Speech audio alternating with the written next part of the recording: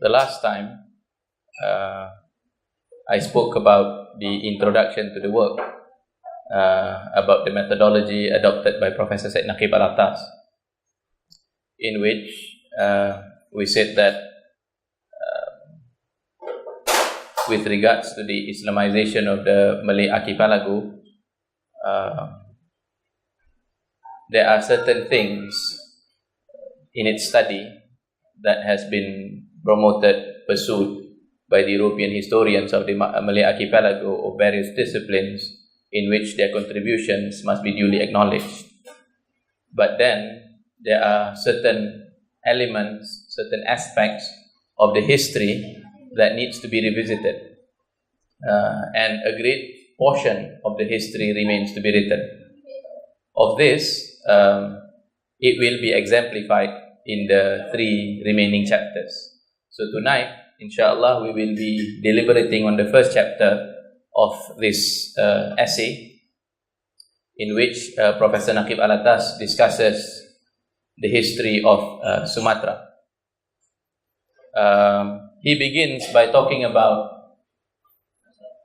how this region, i.e. the Malay archipelago, meaning from the islands of Sumatra, Java, Sulawesi, Borneo, including the Malay Peninsula, in history is already known by the world powers at that time, the Chinese, the Indians, the Arabs, as well as the Europeans, the Greeks. We know, for example, as early as the 6th or 5th century in Ptolemy's geography, there is a region referred to as the Golden Chersonese. And in Sanskrit texts, this part of the world was referred to as the Suvarna Dipa, meaning to say the land of gold, because a lot of gold is panned from the either the Malay Peninsula as well as the island which is now known as Sumatra. However, what remains to be discussed, what remains to be pursued with regards to the history, meaning to say that requires some revisiting, is certain errors possibly committed by the copyists and certain others which is the result of the conclusion of some of the European Orientalists. One of it is the framework behind the story of Merah Silau, yes, or in some other reading you can read it as Merah Silu in the Hikayat Raja-Raja Pasai or Hikayat Samudra Pasai. We have, for example, in the story, in the Hikayat, which is supposed to be a mixture between mythology and history, you find the story of Merah Silau emerging from folkloric consciousness, in which you find mythological elements. It is said about this Merah Silau that he came from a very humble beginnings.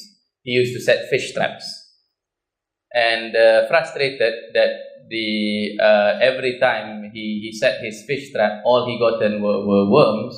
One day he decided to come back with the worms and started boiling them. And when he boiled the worms, as it turned out, the worms turned into gold and the froth turned into silver. Makes for an entertaining reading for children, but to consider that this is the very same person who was the very first king of Sumatra, now that's something else, isn't it? Anyways, this Merah Silau, after having discovered this great thing, meaning coming into a lot of wealth, he started making entrance into the coastal towns, and he started winning people over, with his wealth. He spent money on people. Eventually, the local chieftains of the town, not knowing what to do with him, they decided to choose him as their king. As it turns out also, there is some other elements in which the story of Merah Silau, which is partly mythical, partly magical, and at the same time, there is a sort of concerted effort by the writers of the history to join between this Merah Silau and the first king, which they said was Al-Malik Saleh. In the story, they said that Al-Malik Saleh had a dream in which he was visited by none other than the Prophet himself, sallallahu alaihi wasallam. During his dream, the Prophet came very well dressed in white, taught him the entire Quran within one night. And he woke up speaking a different language, meaning to say, knowing the Sharia, knowing all the new disciplines, knowing how to govern an Islamic kingdom. And he woke up, being camped, being trimmed, and so on. So this was the story of Malikul Saleh. However, if this Malikul Saleh was in fact the Merah Silau, who came from humble beginnings right down to assuming this title of a historical king, this historical king had a tombstone. And with that tombstone, it has a certain date. That means is to say, if he was a historical figure, then you have problems with the story.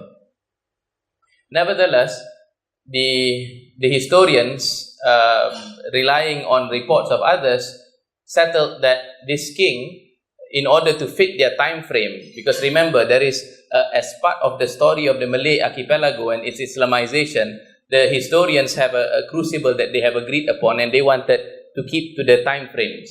See, because if the history of Islam started in the 13th century, in the late 13th century, that would mean to say Islam had maybe 200 or 300 years before the coming of the Portuguese.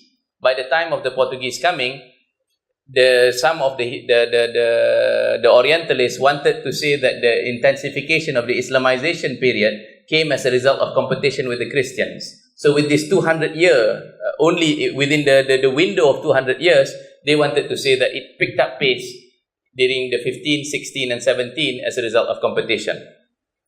But in the early 20th century, or the first half of the 20th century, we had an Arab historian who was also the Mufti of the state of Johor, Habib Alwi bin Tahir al-Haddad. He went to check himself in this vicinity of tombstones, yes, at Blang Ming in Sumatra.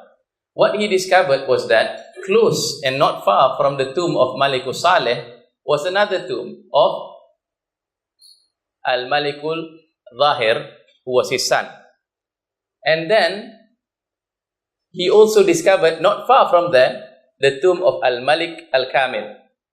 And this Malikul Kamil would be, his death date would come nearly 50 years before Malikul Saleh. Which means to say that if Merah Silau was in fact the Malikul Saleh, Merah Silau could not have been the first king. And this is like a bombshell in that sense, in the history of the chronology of the Islamization of the Malay archipelago. The European historians and their students amongst the present-day historians will now have to considerably change their time frame. According to Professor Naqib Al-Attas, in fact, the history of the Islamization of Sumatra must have started way earlier than the 13th or the 12th century. In fact, we have good reason to believe, based on the indigenous source, which is the Hikayat Samudra Pasai, that what was being talked about refers to the 9th and the 10th century. And the 9th and 10th century of the Common Era is only about 2nd or rather 3rd or 4th century after Hijrah, after the Prophet ﷺ, which means it's now becoming closer and closer to the Prophet.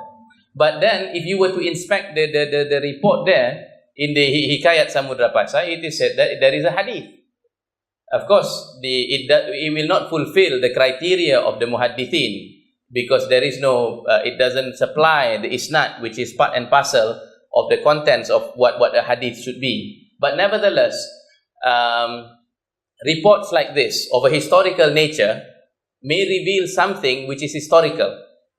It is said there that the Prophet ﷺ told his companions that when they hear about a land below the wind, or the lands below the wind, tahta rih, Samudra namanya, yes, in Melayu it says its name is Samudra, then you should go down to Mengiri, yes, which is a part of northern India, Mongir, yes.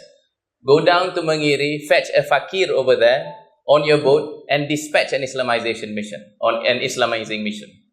And as it turns out, this report remained with the first and the second generation of the Muslims.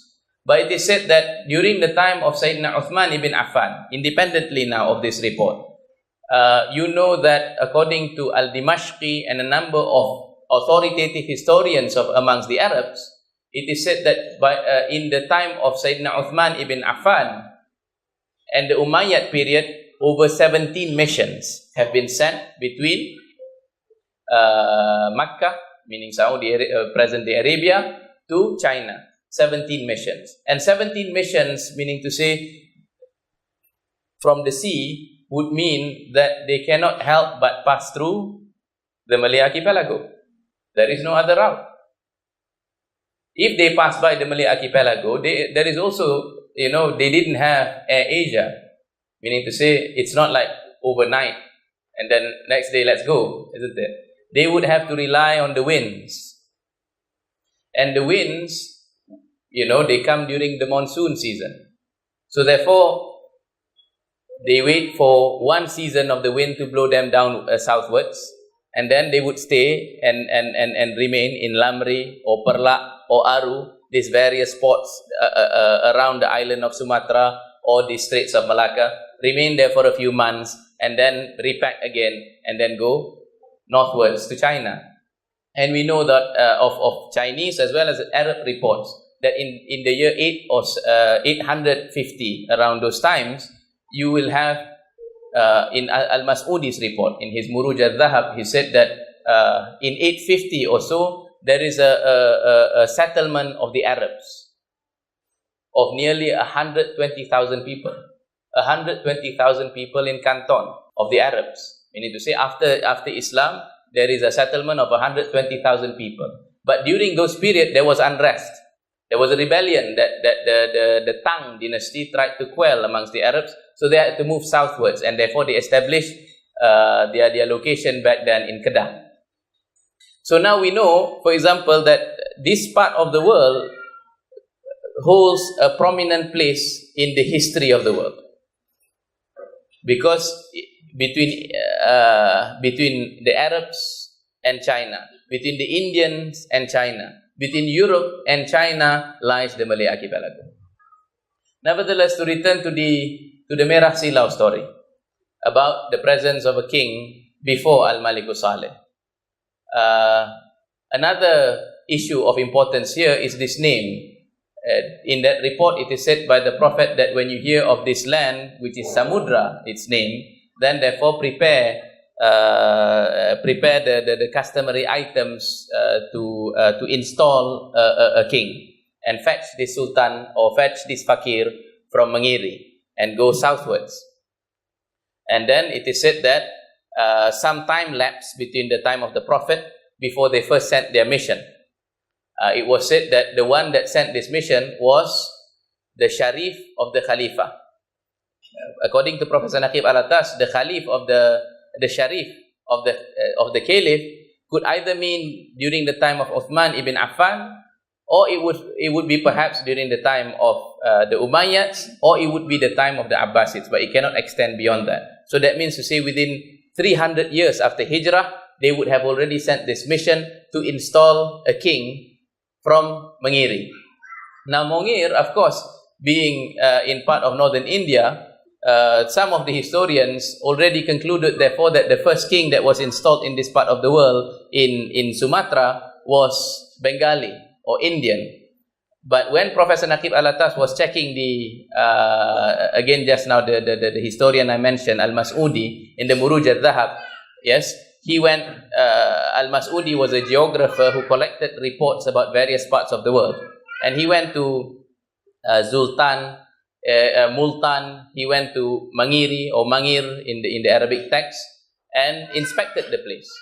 Of Mangir, yes, which is in, as we said just now, in northern western India, in this part of the world, he said that between these three kingdoms, there was close to 10,000 Arabs of Quraishi descent. Yes, 10,000 Arabs of Quraishi descent.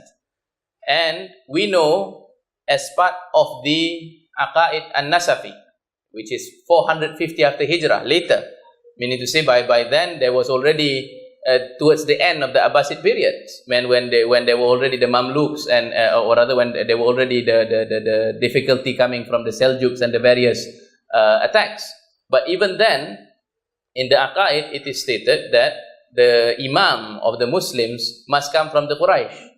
And we know of Sayyidina Abu Bakr as-Siddiq, his election, part of the reasons of his election, because as opposed to the Ansar during his time, was because it is said that the Imams must come from the Quraysh. So now this became an argument for the establishment of a Qurayshi as a king of this part of the world. Of course, we know when you think about it, would a local chieftain select somebody from outside of your neighborhood to become a king? Naturally, perhaps not. Yes, because in the beginnings, if you were an island, you would consider something coming from outside the island as a threat. However, if the one who came was somebody who was noble by birth, of course, they may not have a conception of what a Nabi is. Yeah, supposing this Quraishi, either being the descendant of Sayyidina Abu Bakr as-Siddiq or coming from the descendants of Sayyidina Ali, which means a descendant of the Prophet sallallahu alaihi wasallam, would say that I am the descendant of a Sahabi of the Prophet, or he would say I am a descendant of the Prophet. They might not know what a Prophet is, but they know what a king is. Yes? And it is said that in the Hikayat just now, that the Fakir who came from Mongir, or from Mangiri just now, he was himself one of the rulers, one of the kings there. And he left his elder son to rule in his place, and he brought his younger son. So when he established the kingdom in northern Sumatra, he brought his son to ensure a dynasty. So now Professor Naqib Al-Attas is saying now this is now all happening in the 9th century. If Merah Sila was in fact a historical personality, made to assume the title of Malikus Saleh in the 13th century, yes, that would mean that the dynasty that was started by this Muhammad, the Fakir just now, Sultan Muhammad or Malik Muhammad in that sense, had already a few generations that it was established. And since this dynasty would flow from father to son, it is not impossible nor inconceivable that after a few generations you might not have a male heir from the Quraishi line. So it would be taking the line from the indigenous line.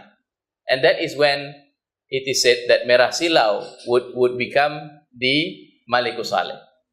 Nevertheless, the importance of the establishment of Sumatra as an Islamic kingdom as early as the 9th century would mean therefore that the Islamization of the Malay archipelago started early, and based on the report of the Hikayat Samudra Pasai, that it was a planned missionary effort.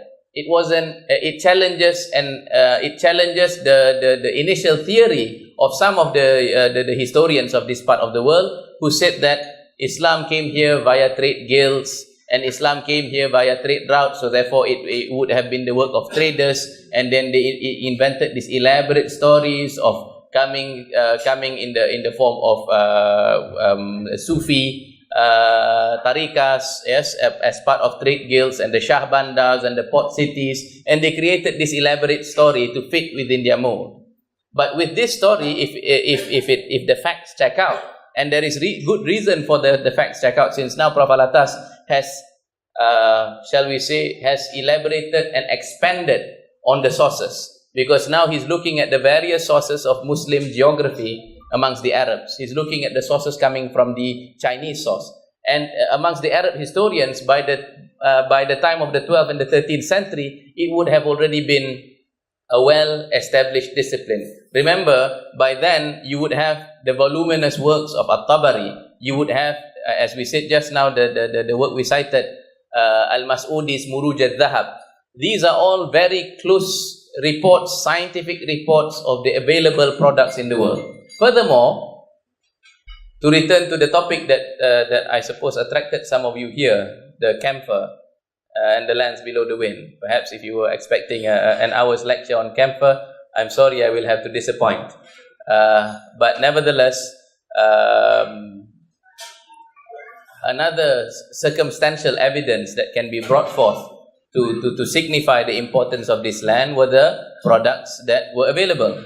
We know that the Prophet Muhammad sallallahu alaihi wasallam was a was a trader, yes, in his youth. And he knew very well the trading ventures and the trading routes of the Arabs. And we know that in the Quran, there's accurate descriptions of the Arabs being traders. Like you have li'ila fi Quraysh, ila fihim rihlata shita'i was sayf. Yes, it talks about the Quraysh and their trading behavior as how it would pertain to the weather. Yes, during winter there is a certain type of trade. During summer there is a different type of trade, and this fits well during the crucible or the framework of a time in which human beings live within natural time. Yes, as we pointed out just now, but how sailing also takes into consideration the months of the year. How the Quran provides very accurate time. I mean, one of the conception of time that can be derived in the Quran is naturally related. For example, how the months of the year are 12 is established in the Quran based on the position of the sun. And how, for example, in Surah Al-Kahfi, it is mentioned that the difference between, about the Ashabul Kahfi being in the cave for 300 years. ثُمَّ ازْدَادَ تِسْعًا. And the scholars in giving tafsir to this verse, it is said that they lived in the cave, or they dwelt in the cave for 300 years or 309. The difference between these two reflects the differences between the Gregorian calendar, which relies on the sun, and the lunar calendar, which relies on the moon. So that's the 9-year difference there. So that means to say time which is related to nature is part and parcel of the Islamic worldview, the Arab worldview nevertheless. So the Prophet Muhammad, being a man who understood the world, it is also not inconceivable that the hadith, of course, judged by the standards of the muhaddithin, some refer this hadith to be da'if, yes, that he said, utlubul ilma walau bisin, seek knowledge even as far as China. Some, we said, either they call it weak or they dismiss it altogether. But there is no reason necessarily to reject this hadith, especially when you consider the extent of the knowledge of the Prophet sallallahu alaihi wasallam. Of course, some of the scholars also give commentary to this hadith, particularly the Sufis. When they interpret this hadith, seek knowledge as far as China, they say the meaning of this hadith is that seek knowledge even if you have to go to a very distant land. But the knowledge there is restricted to religious sciences. According to Professor Naqib Al-Attas, however, another possible meaning is that you may seek civilizational knowledge from the Chinese. And the Arabs will want to refer to China as Al-Sin Al-Adabi, yes, the China of civilization.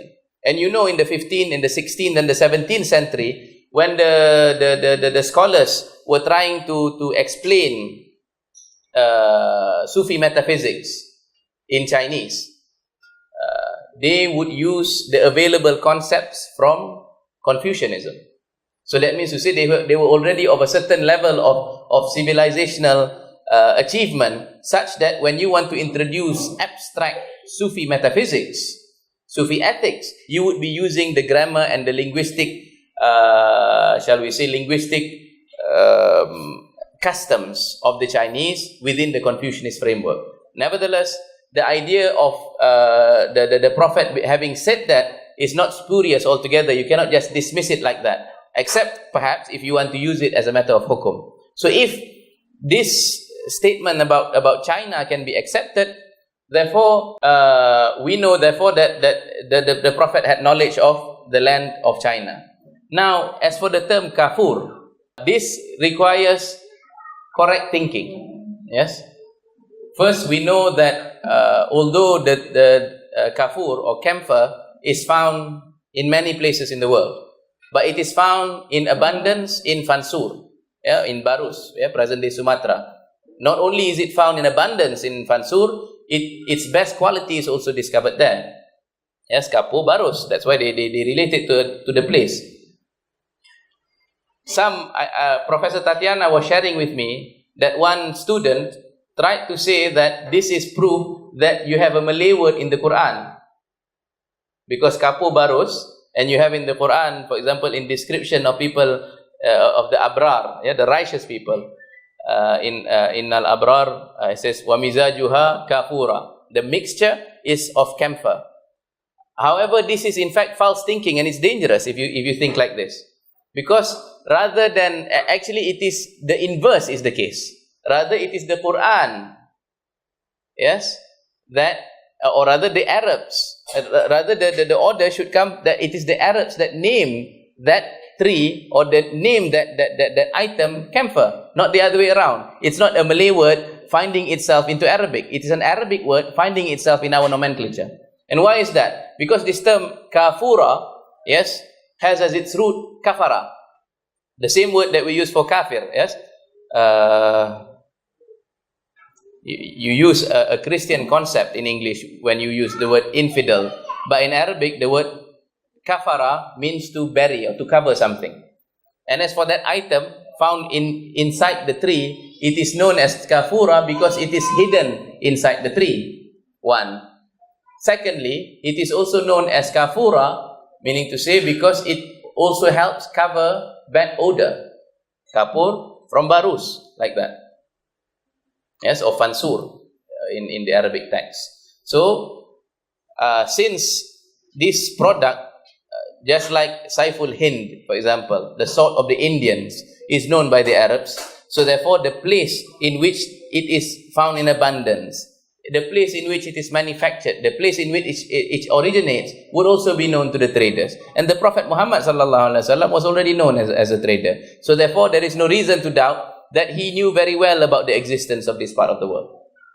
And him asking his companions to dispatch a mission into this part of the world also shouldn't be considered as something against his sifa, because one of the attributes of the Prophet that we affirm to be true as part of our religious belief is that he has the characteristic of tabligh, meaning to say that one of his characteristics is that it is inconceivable for him to deny any people guidance when he knew of their existence, because we knew that he sent letters to the various kings of the world. And so therefore when the time comes, when the opportunity comes and emerges, the companions took this mission seriously, because they knew that inna Allah amara al-mu'minin bima amara al-mursalin, that Allah subhanahu wa ta'ala commanded the believers what is commanded of the prophets. And secondly, they would know that the ulama warathatul anbiya, that the scholars are the inheritors of the prophet. So whatever mission that the Prophet Muhammad had, the scholars would take seriously. We know some statements attributed to the Sahaba that they said that if I knew that there is a family living there in an island, I would take a boat in order that I may send to them the mission, like that. Now to the name Sumatra. As found in that hikayat, it is said there that the place is known as Samudra. But Professor Al-Attas challenges this. And he challenges this with the authority of the writings of the Arab scholars of the past, who wrote in the 9th and the 10th centuries, and of the Chinese reports also. Of course, they would know how to vocalize it properly within their languages. But then in the Arabic sources, including of course the report of Ibn Battuta, they were very clear. They never spelt it with a dal. They have always spelt it with a ta, Sumatra or Samutra, never with a dal. According to Professor Al-Attas, so therefore since the early texts reflect this, it cannot be that a text that is written in the 13th century would have a change, especially since you cannot explain the reason for the change unless, of course, you try to interpolate within the text something which is new, which is not found in the early ones. And in this case, the term Samudra doesn't belong there. Of course, the term Samudra would reflect a Sanskritic worldview. Yes, Samudra comes from the Sanskrit word for ocean. But Professor Tatiana has a very strong argument against this. People in an island, how do they consider the ocean? Where is organization and where is chaos? Organization is to be found within the island, and chaos is to be attributed to the ocean. You know, for example, even I think in the natural fauna of New Zealand, they don't have predators. Yes, no lions, no tigers. But yet, in the mythologies of the Maoris, you have, big snakes. And these snakes come from the ocean. They would never consider their home the ocean. So therefore, they wouldn't call their home Samudra. Furthermore, the text in itself challenges this. Because in Hikayat Samudra Pasai, it is said there that why it is called Samudra, interestingly, why it is called Samudra was because when Merah Silau, who would later become Maliko Saleh, established his throne or decided to establish what would become Samudra, his central seat, he said he chose that place to be his capital because he found a great ant. An ant or ants the size of cats. And the ant size of cat explains the origin or the etymology of this place because it is conjoined of two words. Samud Raya. Raya means great. So therefore, when you conjoin between the two words, what do you get? You get Samutra. Yes? Fatimi and Majul and a number of the European Orientalists, when they read this, they said this is fiction. They said the Malays, when they fail to find the historical origin of something, as they characteristically do, they would put a mythological story so they can explain it like that, a fiction, so that to explain it. But Prophet Al-Attas said, how is this more of a fiction than the Samudra story? That it too is also a fiction, isn't it? Especially since Samudra now already employs the element and the imagery of mythology. Yes? So now, when this Samutra is, what is important about the discovery of this great ant is that, okay, so supposing if the only report is only Samudra, you may have, or within the Hikayat Samudra Pasai, you may think that this is fiction. But as you start checking, and amongst the European historians, it was only in the late 19th and the early 20th century that Arabic studies started to be developed, especially to find out facts about this part of the world. What do you have? You have several authoritative historical works. One of it is the Kitab Ajaibul Hind by Buzurg ibn Shahryar. Now Buzurg ibn Shahryar, he wrote about, and there's another work, I think by another, maybe Ibn Majid and a few other historians, they spoke about ants, which are big. In the Ajaibul Hind, Buzurg tells the story about how the caliph, amongst the Abbasid caliph, yes, one of them, perhaps it was Al-Mu'tasim or perhaps it was another caliph, he liked to collect exotic animals. And this is characteristics of the caliphs, isn't it? This is characteristic of kings in the world. Even the modern types, those who are not really kings, even those who are drug lords.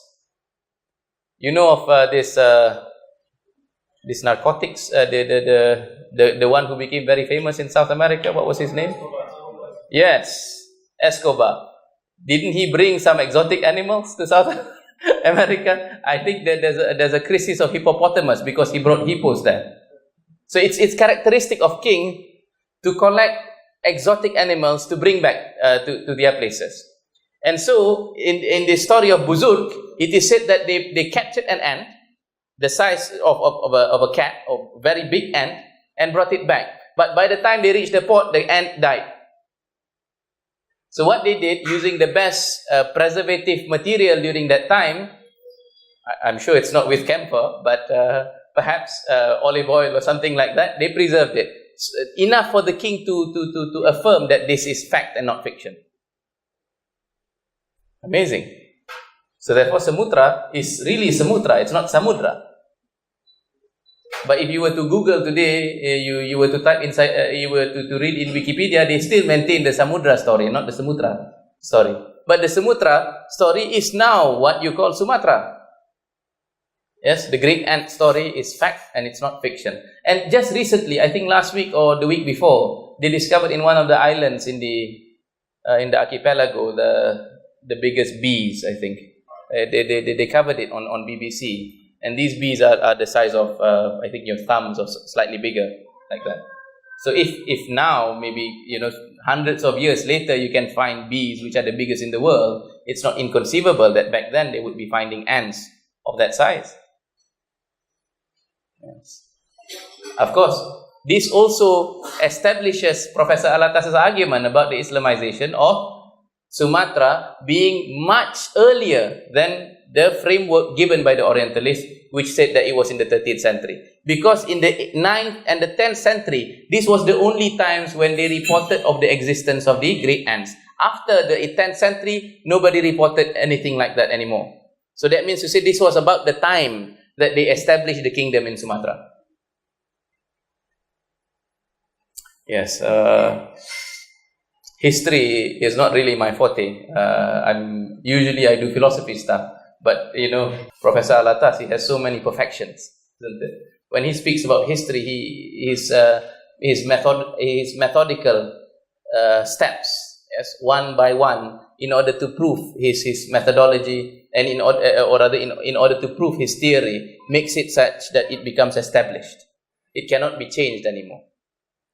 But of course, in a setting like this, it's impossible for me to properly represent his ideas. So I'm just more of trying to tell what are some of the interesting findings in these readings and in my consultation with the professors at Cassius. Another interesting, I suppose, story is that which is recorded by Ibn Battuta. As one final point, I suppose, for tonight before we open for questions. Ibn Battuta, it is said, visited Sumatra, and he spelt it Sumatra, or Samatar, as not Samudra, in 1345, or rather 1245, in the 13th century, yes, in 1245. I read it during my days in Cassius. I read it as part of Arabic text, not as part of history, the nusus in Arabic. So as part of the Arabic text, anyways, he was talking about Ibn Battuta's visit to this part of the world. Ibn Battuta said that in that work, that he came during the period of Malikul Zahir. Malikul Zahir, who was supposed to be the son of Malikul Saleh. Now, Malikul Zahir, as Habib Alwi bin Tahir al-Haddad was to prove when he visited Blangme, died in 1326. 1326. Ibn Battuta visited during the period of Malikul Zahir in 1345. So that means to say he has left the world for 19 years. What's going on with Ibn Battuta? Is he telling the truth? Well, according to Prof. Al-Attas, you see that the European historians now find it problematic, because they have established the period of the death of Malikul Saleh as being earlier. And Ibn Battuta claims to have visited in 1345 during the period of Malikul Zahir. But now, Alwi bin Tahir has discovered that the date was 1326 that he died. What then, how do you break this, this seemingly Gordian knot? So, first we say that with regards to Malikul Zahir and Ibn Battuta's visit, he said that he came during the time of, now this is where Professor Al-Attas' expert knowledge of how a king is established and the adat of the Malays is important. So the European historians, once they couldn't solve this, what did they do? They dismissed Alwi bin Tahir's reading. They stuck with the original position that they always prefer the foreign account as opposed to the local one. So they say Ibn Battuta spoke the truth. He came during the period of Malikul Zahir. Malikul Zahir, therefore, is the grandson of Malikul Saleh, not the son. So that you have, 40 years of time. So that he can be made to be living during the time of Ibn Battuta's visit. But rather, Professor Al-Attas was saying, no, this is not the case. Because in Blangme, as it is said just now, After Malikul Zahir, he had a son whose name was Ahmad. And this Ahmad was known as Aba Zain al-Abidin. Yes, the son of Ahmad is Zain al-Abidin. When Malikul Zahir died in 1326, he was maybe 9 years old, according to Prophet Al-Attas. And he died at the age of 86. That means to say in the 14th century, the century after. The king that Ibn Battuta visited. Ibn Battuta said he came during the period of Malikul Zahir, but he attended the wedding of the son of Malikul Zahir. So whose wedding did he attend? He attended the wedding of this boy who would become king. But as per the custom of the Acehnese, as the custom of the Sumatrans, as well as parts of the other parts of the Malay world, they only establish a king. Ya, ditabalkan satu-satu raja in certain among certain adat.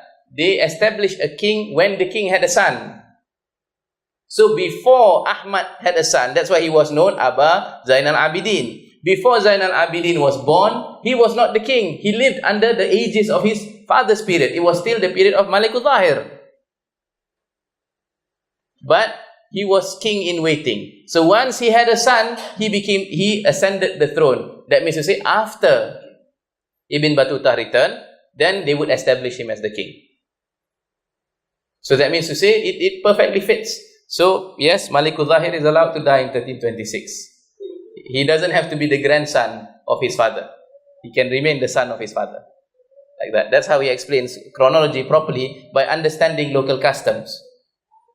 Nevertheless, I suppose, other interesting things, when you read the report of Ibn Battuta, he came in order to contrast his, this atmosphere of civilization in Sumatra or in Pasai, as opposed to Burma. He was explaining about how the people there were not clothed and so on and so forth. But once he came to Sumatra or Pasai or Samutra in his work, he said that he was welcome. There was elaborate customs. He was showered with gifts. Some of these gifts includes camphor, of course, the best product from the land, cotton, the best silk, and he was invited to sit and observe the scholarly debates within the palace. And some of the scholars, according to Ibn Battuta's report, Ash-Shirazi, had the last name of Ash-Shirazi. That means to say, coming from the Persian world, coming from Transoxania, coming from various parts of the world, the Hanafis, the Maturidis, the Ash'aris, they were having lively debates. And even within the Samudra Pasai Hikayat, or Hikayat Raja-Raja Pasai, you have debates of the Ash'airah about the afterlife and so on and so forth. So that means to say there was a well-developed emporium. There was also a very well-developed intellectual culture. And we have to be able to use our imagination properly when it comes to our previous history. We reached the status of a civilization quite a long time ago already, in this sense. As we know, for example, in 1303, there was already the Batu Bersurat, isn't it? The Terengganu stone inscription discovered in Kuala Berang. In there, I remember mentioning a number of times here in this series about how there's astronomical facts discovered there. But there is also a high degree of sophistication when you think about the text not being written with diacritical marks.